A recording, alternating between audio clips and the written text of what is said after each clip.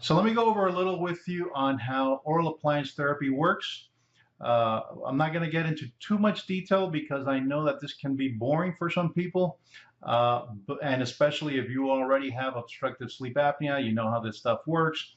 But I will go over how the appliance actually keeps your airway open. Over here, you have the tongue, you have the back of the throat, you have the uvula, that little thing that dangles at the back of your throat. And what happens is that when you start dozing off, you start to lose muscle tone. Your muscles start to relax. So when your muscles start to relax, your lower jaw falls back.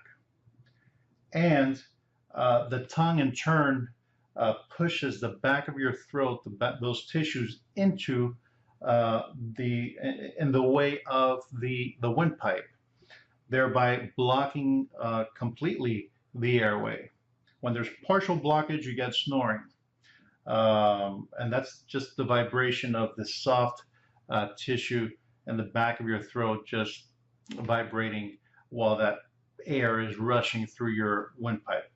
But if there's obstructive sleep apnea, there's a complete blockage of the airway. So what happens is normally if you use a CPAP, it pushes air through your nose into into the back of your throat so that the airway is open.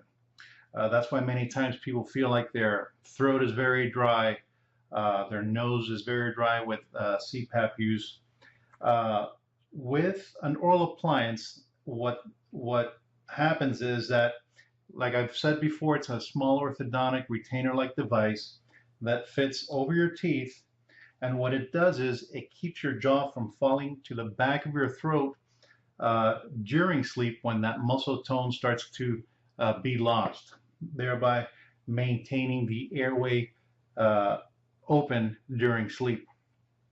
It's a very comfortable alternative. In fact, the American Academy of Sleep Medicine recommends an oral appliance in mild to moderate cases where the patient prefers it over a CPAP, and in severe cases where the patient is intolerant to a CPAP. So whether you have mild, moderate, or severe obstructive sleep apnea and you can't tolerate a CPAP, then what's recommended is an oral appliance. If you have any questions or if you want to know if you're a good candidate for oral appliance therapy, click the link below now to see if you're a good candidate. Once again, thanks for tuning in. Make it a great day, and I look forward to meeting you soon.